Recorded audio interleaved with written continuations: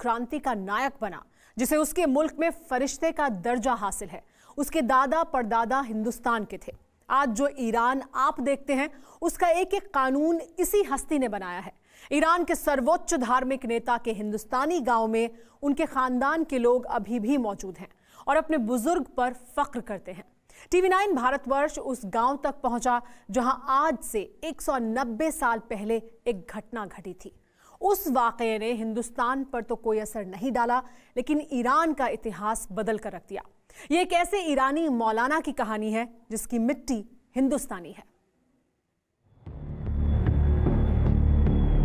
Warning system lights check. Flow meter power. Normal.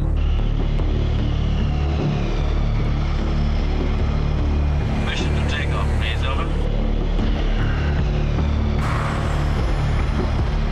आज से 40 साल पहले एयर फ्रांस के विमान ने फ्रांस से ईरान के लिए उड़ान भरी।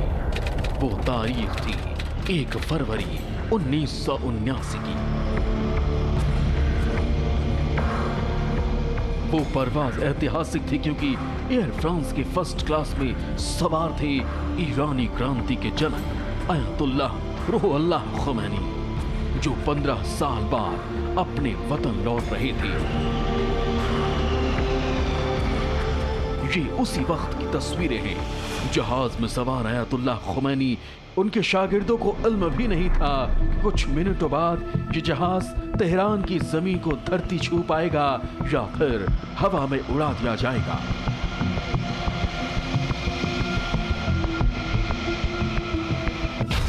जब तेहरान एयरपोर्ट के ऊपर एयर फ्रांस का विमान चक्कर लगा रहा था, उसी दौरान तेहरान से करीब 2900 किलोमीटर दूर हिंदुस्तान के एक गांव में बेचैनी पसरी हुई थी। ये उत्तर प्रदेश की राजधानी लखनऊ से सटी बाराबंकी का किंतूर गांव था। यही वो गांव है जहां आज से करीब 190 साल पहले एक घटना घटी थी, जिसने किंतूर गांव के साथ साथ ईरान का भी इतिहास बदल कर रख दिया। ईरान में 200 साल से जिस शाही परिवार की हुकूमत थी, वो तेहरान की गलियों में जमींदोज हो गया।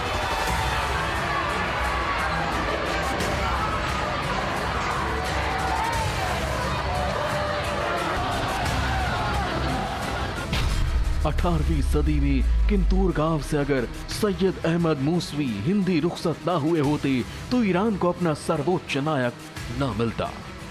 ईरानी क्रांति कभी सफल ना होती और अमेरिका के साथ उसकी कभी ना खत्म होने वाली अदावत की नींव ना पड़ी होती।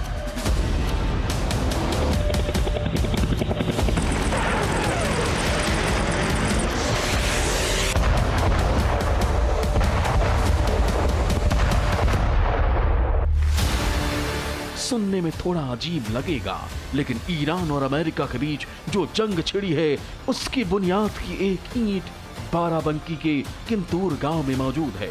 सैयद अहमद मूसवी हिंदी ही वो शख्स है जिनके परिवार में ईरानी क्रांति के जनक अयतुल्लाह रूहुल्लाह ख़ुमैनी का जन्म हुआ था। ईरानियों के लिए फरिश्ता और अमेरिकियों के लिए सबसे बड़े दुश्मन। इनसे मिलिए ठंड के मौसम में धूप सेक रहे बुजुर्ग का नाम सैयद निहाल अहमद काज़मी है। बाराबंकी के किंतूर गांव में अपने परिवार के साथ रह रहे काज़मी साहब के रगों में भी वही खून दौड़ रहा है जो ईरानी क्रांति के जनक अयतुल्लाह ख़ुमैनी का है। उनके नाम के वजह से किंतूर को एक फख्र हासिल है कि आज उनके नाम से ये उनका वतन पहचाना जा रहा है। और भी यहाँ उलमा हुए जो उसी मूसवी ख़ानदान के सिलसिले से हुई, और इनके हम लोगों के जो मूसवी ख़ानदान की ब्रांचें हैं, वो यहाँ से जो हम लोगों के रिश्तेदारों में से थे पूर्वजों के, तो कुछ लोग कश्मीर गए, कुछ लोग हैदराबाद दक्षिण गए। इस छोटी सी घर का रिश्ता इतिहास की 2 तारीखों से है। पहली तारीख तो साल 1790 की है, जो सैयद अहमद मूसवी हिंदी का पैदाइशी साल है।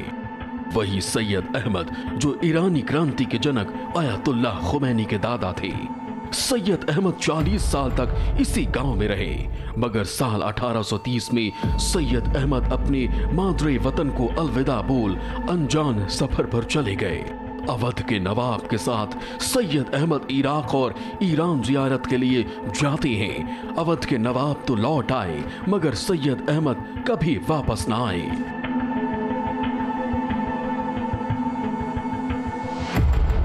अहमद काज़मी के मुताबिक अंग्रेजों के जुल्म से परेशान होकर सैयद अहमद ने गांव छोड़ दिया। उनके बेटे मुस्तफ़ा मूसी हिंदी, उनके बेटे ये आयतुल्लाह ख़ुमैनी साहब और हमारे जो मुफ्ती मोहम्मद कुली साहब हैं वो इनके अहमद हुसैन साहब जो थे मूसी हिंदी के, उनके कज़न। अब किंतूर से लगाव यही रहा है कि यहाँ उनकी पैदाइश हुई।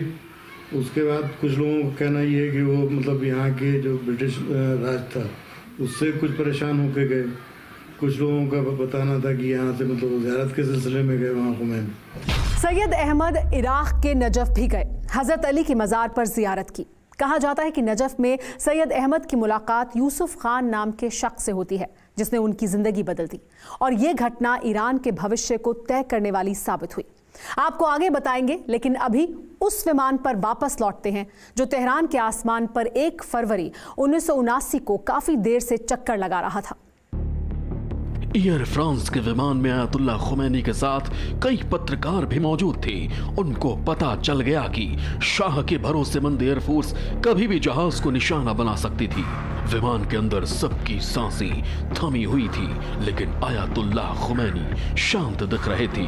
उनसे किसी पत्रकार ने पूछा, आप इतने साल बाद ईरान लौट रहे हैं, क्या महसूस हो रहा है?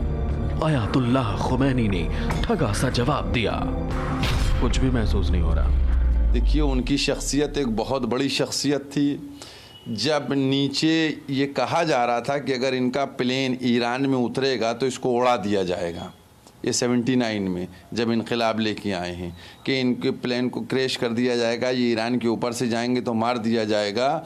उस वक़्त इन्होंने वो हिम्मत का काम किया कि ईरान में आए और आने के बाद इनकलाब लाए और इनकलाब लाने के बाद वहाँ की तमाम व्यवस्था को कि जो छिन्न भिन्न थी उसको बिल्कुल परफेक्ट किया।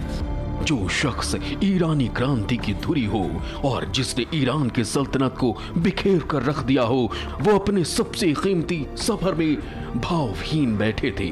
इस जवाब ने सबको हैरान कर दिया।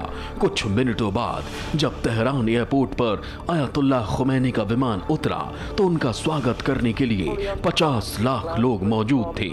ये उसी वक्त की तस्वीरें हैं।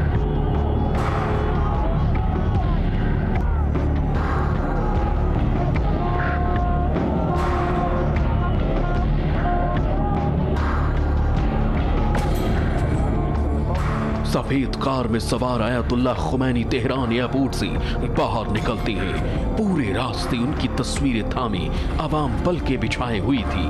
ये ईरानी क्रांति के सफल होने का उद्घोष था। शाह के सत्ता की चमक चकनाचूर हो चुकी थी। खरूज शाह अव्वलिन मरहले फिरोज़ी मिल्लत मास्त و ما मुश्किलात ज़ियाद दर पेश दारीम। ईरान की उस ऐतिहासिक क्रांति का एक अध्याय बाराबंकी के किंतूर गांव में लिखा गया था। आज भी यहाँ रहने वालों को आयतुल्लाह ख़ुमैनी पर फख्र है। इसी गांव के अहाते में कभी आयतुल्लाह ख़ुमैनी के पूर्वज रहा करते थे। किंतूर गांव की पेचीदा गलियों और चौबारों में ख़ुमैनी खानदान का नाम लेने वाले आज भी मौजूद हैं। वो अपने बुजुर्ग को भूले नहीं हैं। बहुत खुशी की बात है, ये तो हम सभी के लिए फ़ख्र की बात है और इतराफ़ में भी जितने लोग रहते हैं उनके सबके लिए फ़ख्र की बात है कि इतनी अच्छी शख्सियत किंतूर से ताल्लुक़ रखती है। ये हम सभी के लिए बहुत खुशी की बात है। किंतूर गांव के जज्बात आपने देखे, लेकिन ये सब मुमकिन ना हुआ होता अगर साल 1830 में सैयद अहमद की मुलाकात नजफ में यूसुफ खान से ना हुई होती जो उन्हें ख़ुमैन ले गए। इन्हीं के घर में सैयद मुस्तफ़ा का जन्म हुआ। सैयद अहमद मूसवी हिंदी ने भले ही बरसों पहले हिंदुस्तान छोड़ दिया था, लेकिन उन्होंने अपने नाम के आगे से हिंदी कभी नहीं हटाया। उनके बेटे के नाम के आगे भी हिंदी उपनाम की तरह लगा रहा। इसी परिवार की अगली पीढ़ी में ईरान के नायक का जन्म हुआ। सुप्रीम लीडर का मतलब यहाँ पे एक चीज़ मैं क्लैरिफाई कर दूँ कि जो रिवोल्यूशनरी गार्ड्स की स्थापना हुई थी, बनी थी 79 के बाद से, उसके ये कमांडर इन चीफ रहे। और जो असेंबली होती है, गार्डियन काउंसिल होता है, असेंबली ऑफ एक्सपर्ट्स होते हैं, उनमें इनकी डायरेक्ट भागीदारी होती है। जो प्रेसिडेंशियल कैंडिडेट्स चुने जाते हैं, कंटेस्ट होते हैं, इनके सिलेक्शन में इनका रोल होता है। और अपने गुजरने के पहले जो इन्होंने विल किया था, उस विल के अंदर जो इन्होंने दूसरा सुप्रीम लीडर मनोनीत किया था, वो अभी के जो वर्तमान सुप्रीम लीडर हैं खमेनी साहब, उनको मनोनीत करके गए थे। 24 सितंबर 1902 को खुमैन गांव में नन्हे खुमैनी की किलकारी गूंजी तो उनका संबंध अपने आप ही हिंदुस्तान के किंतूर गांव से स्थापित हो गया। ये हो सकता है कि साल 1902 की उस रात किंतूर गांव में कोई जश्न ना मनाया गया हो, किसी को खबर ना मिली हो, लेकिन कुछ दशकों बाद खुमैनी नाम का डंका किंतूर गांव में बजने लगा, जो आज भी बदस्तूर जारी है। जब खुमैनी 5 महीने के थे तो पिता की मौत हो गई। परिवार ने परवरिश की और जल्द ही युवा खुमैनी इस्लाम के प्रखर विद्वान हो गए। खुमैनी का असली नाम रूहुल्लाह खुमैनी था, लेकिन उन्हें शिया विद्वान होने के नाते आयतुल्लाह नाम दिया गया था, जिसके बाद वो दुनिया में आयतुल्लाह खुमैनी के नाम से मशहूर हो गए। Bureau report, TV9 Bharatvarsh. अपनी पड़ताल के दौरान हमें ऐसे शिया विद्वान भी मिले जिन्होंने आयतुल्लाह खुमैनी के बाराबंकी कनेक्शन को नकार दिया। आपको जानकर हैरानी होगी कि खुमैनी के भारतीय मूल का मुद्दा ईरानी क्रांति के दौरान भी उठाया गया था। उनके पिता और दादा अपने नाम के आगे उपनाम में हिंदी लिखते थे। ऐसी कई बातों से साबित होता है कि किंतूर गांव के लोगों का दावा मजबूत है। बहरहाल अब आपको इतिहास के उस दौर में ले जाते हैं जहां आयतुल्लाह खुमैनी ने इतिहास रचा, और उसी दौरान कुछ ऐसा घट गया जिसने ईरान को अमेरिका का सबसे बड़ा दुश्मन बना दिया। वो दुश्मनी आज भी जारी है। आयतुल्लाह खुमैनी के रहते ईरानी क्रांति के बाद जो हुआ वो अमेरिका आज भी नहीं भूला है।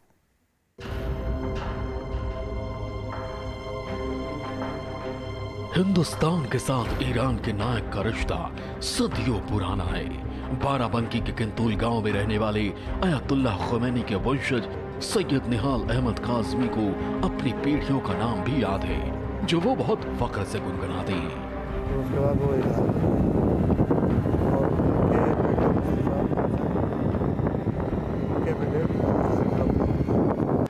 किंतूर गांव का बेटा ईरान का फरिश्ता बन गया। आयतुल्लाह खुमैनी ने ईरान के शाह को सत्ता से उखाड़ फेंकने का संघर्ष शुरू किया था। ईरान में राजा को शाह कहते हैं, जो उस वक्त विलासिता में डूबा हुआ था। वो तेल के भंडार का सौदा इंग्लैंड और अमेरिका से कर रहा था। शाह बड़े महलों में रहता था। ये तेहरान में शाह का महल है, जो अब म्यूजियम बन चुका है। विदेशियों के साथ शाह के महलों में होने वाली रंगीन महफिलें मशहूर थी। ईरान की जनता को ये अय्याशी चुभ रही थी। शाह का विरोध पूरे देश में शुरू हो गया। मौलवियों ने शाह पर ईरान की सभ्यता को बर्बाद करने का आरोप लगाया, और इस बगावत की कमान आयतुल्लाह खुमैनी के हाथों में थी, जो अपनी तकरीरों से शाह पर हमले कर रहे थे। शाह ईरान पूरी तरीके से अपना मगरबी निज़ाम ईरान पे थोप रहा था। तो उस वक्त खुमैनी साहब पर जब लोग हंसते थे, तो खुमैनी साहब ने कहा था कि मेरा इनकलाब तुम्हारे वास्ते नहीं है, मेरा इनकलाब उन लोगों के वास्ते है कि जो बच्चे अपने बाप की उंगलियां पकड़ के चल रहे हैं या अपनी माओं की शिकम में हैं। ज़माना इनका इंतज़ार कर रहा है, जब ये बच्चे जवान होंगे तब मेरा इनकलाब भी जवान होगा। आयतुल्लाह खुमैनी अवाम के सरपरस्त बनते जा रहे थे। शाह ने साल 1965 में आयतुल्लाह खुमैनी को देश निकाला दे दिया। वो पहले तुर्की गए, फिर इराक के नजफ में जाकर बसी। उस समय इराक में सद्दाम हुसैन की सत्ता थी। नजफ से आयतुल्लाह खुमैनी का बरसों पुराना नाता था।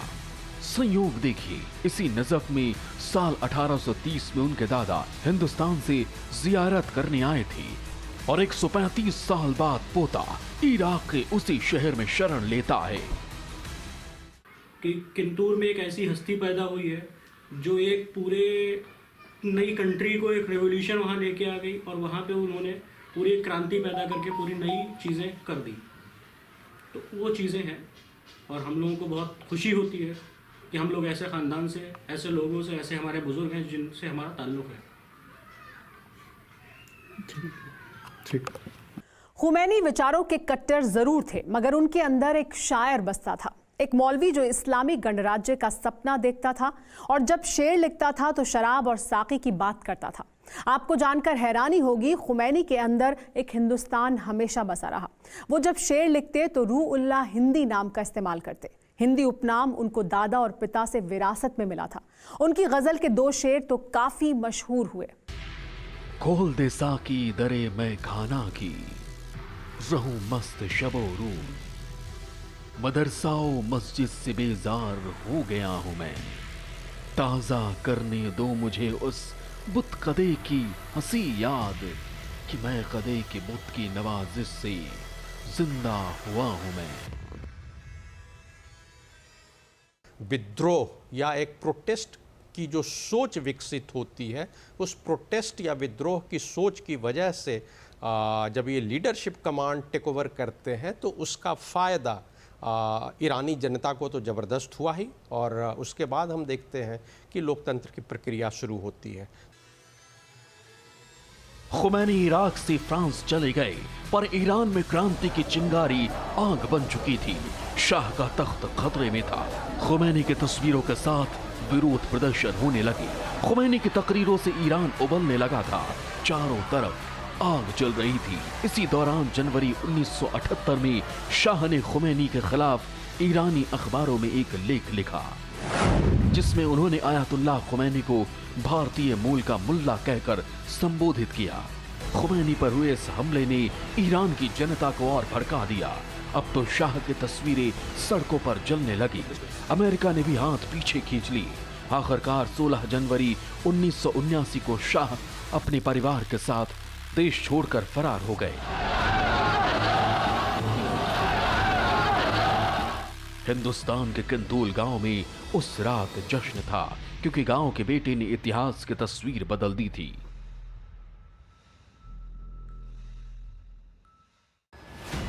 1 फरवरी 1979 को खुमैनी फ्रांस से तेहरान पहुंचते हैं और ईरान को इस्लामिक गणराज्य बना दिया जाता है। आयतुल्लाह खुमैनी ईरान के सर्वोच्च धार्मिक नेता बन जाते हैं, जिनकी जुबान से निकला एक एक शब्द कानून होता है। सुप्रीम लीडर का मतलब यहाँ पे एक चीज़ मैं क्लैरिफाई कर दूँ कि जो रिवोल्यूशनरी गार्ड्स की स्थापना हुई थी, बनी थी 79 के बाद से, उसके ये कमांडर इन चीफ रहे। और जो असेंबली होती है, गार्डियन काउंसिल होता है, असेंबली ऑफ एक्सपर्ट्स होते हैं, उनमें इनकी डायरेक्ट भागीदारी होती है। जो प्रेसिडेंशियल कैंडिडेट्स चुने जाते हैं, कंटेस्ट होते हैं, इनके सिलेक्शन में इनका रोल होता है। और अपने गुजरने के पहले जो इन्होंने विल किया था, उस विल के अंदर जो इन्होंने दूसरा सुप्रीम लीडर मनोनीत किया था, वो अभी के जो वर्तमान सुप्रीम लीडर हैं खमेनी साहब, उनको मनोनीत करके गए थे। जान बचाने के लिए शाह ने अमेरिका में शरण ले ली थी, लेकिन तभी बड़ी घटना घटी। ईरानी युवकों के एक गुट ने 52 अमेरिकियों को बंधक बना लिया। इनकी मांग थी कि अमेरिका शाह को सौंप दे। 444 दिन अमेरिकी बंधक बने रहे।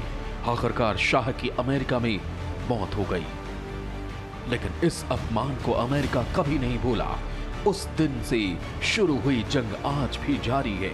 1979 की ईरानी क्रांति और रूहुल्लाह खुमैनी की कट्टर सोच को गुलजार ने कुछ इस तरह बयां किया है। शतरंज के खेल में शाह को मारा नहीं जाता, सियासत के इस शतरंज में मगर मार डालेगा ये खुमैनी शाह ईरान को।